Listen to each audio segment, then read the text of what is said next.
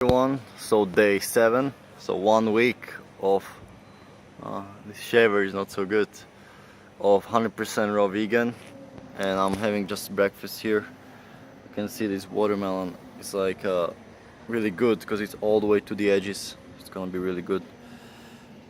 Let me actually try a little bit now.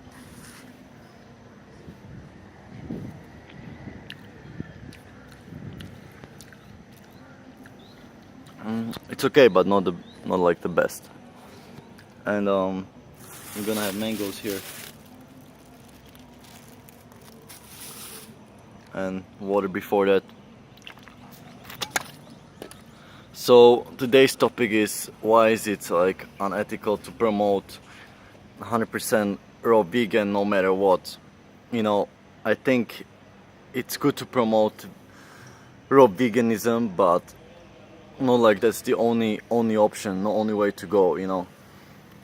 Like even Ted Carr, the most hardcore fruitarian raw vegan out there, is saying like if it works for you, have a cooked food. There is nothing wrong with that. I don't think there is really anybody who is like promoting 100% raw as the only way to go, except of Jonas Sunshine. Many of you may know he's like bashing people who eat cooked food and shit. I think raw vegan is better than cooked food. I'm not sure if long term is better, because I haven't done it long term, and there are not really many like raw vegans who are like many years. And I heard stories of what's that guy's name? He lives in Philippines. I think his name is Robert Lockhart. And I have one friend who met him there, and he said he looks terrible. Like he's like dried up and like that only posts like the best pictures of him on Facebook and stuff. But in real life, he said he just looks like really bad. So all these long-term like raw vegans who are into like not drinking water and dry fasting, they're not really like the best examples of health that you see that they're promoting on Facebook, whatever. So unless you live with these people, you don't really know what's going on. I personally take this as a temporary experiment. I'm still experimenting with different fruits and stuff, but I definitely feel like better when I eat like fruit for breakfast, lunch, and even dinner, than eating cooked food. But that said, like I'm not saying that including some cooked food wouldn't be beneficial for you sometimes. I'm still like experimenting with all these. I noticed that like for example coconut meat is hindering my digestion, and it's making it more slower, and you can't really digest the coconut meat. But I would not promote like 100%. It's even you're gonna go even downhill if you like eating like sour fruit and just trying to get calories from nuts and seeds, things like that, instead of like potatoes, rice, whole foods, plant-based sources. Just gonna go downhill from there. But you would go uphill if you can get the calories from like these namdokmai mangoes and sweet bananas, sweet watermelon, things like that, sweet papayas, some dragon fruits, longans, all these good fruits. I think your body would be more efficient. And I didn't even want to like at the end like here like the baked potatoes. I don't even crave like the cooked food now. You know what I mean?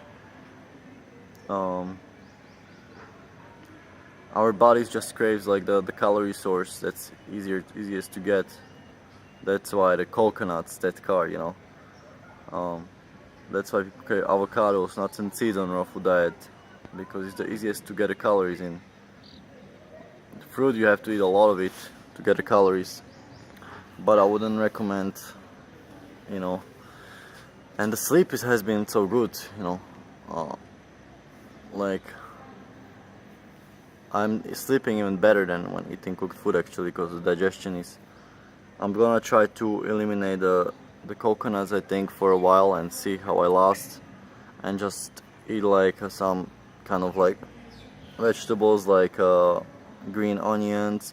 Maybe make some like, I will try the mung bean sprouts and see how that goes. I tried the sunflower sprouts yesterday. They're pretty good. And in the morning also it's easier to wake up and get things done. Yeah, and I also find that I do have more energy during the day than when eating cooked food.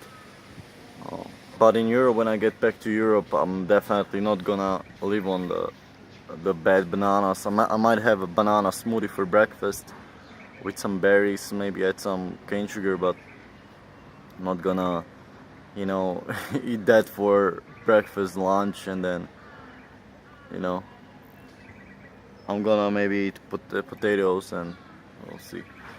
But I want also something sweet for lunch, so there will be some issue. Maybe I'll have few more some other fruits like apples or oranges to supplement that. I'll see, but I'll try to keep it whole foods and focus on like different grains like buckwheat, you know, and amaranth, whatever is there, you know. Those things are really good for you, you know.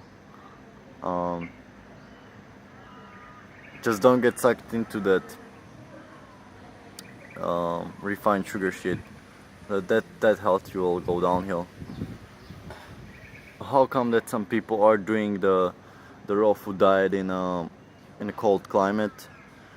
Well, they usually live in like areas where, like Canada or UK, where there's like lots of import of these exotic fruits, and they can get something, but I think it's still not as good, you know. Like, this fruit is just not sweet enough, you know. You can't get the calories from it, no matter how many unripe mangoes you eat, you know, or unripe oranges or unripe apples. You're not gonna get the calories. If you eat like some fruit that's not sweet, it doesn't have any calories. Like, if I were to eat a mango from here that is sweet, it would have like 100 calories, and if I were to eat like mangoes that's not sweet, it would have like 50 calories. So it's not equal the calories from fruit, you know. That's why when you eat like a really good fruit, like which is really sweet, you don't need to eat that much of it. But if you eat like something, that's why many people say like, yeah, I can eat like 100 bananas, because the bananas have no sugar in it, you know, and it's just, you're basically just eating like fiber and water. There's no calories in it. So yeah, that's my thoughts. Don't be afraid of eating cooked food if you can't get just focus on the whole foods. Don't get sucked into the refined sugar shit, and I'll see you next time.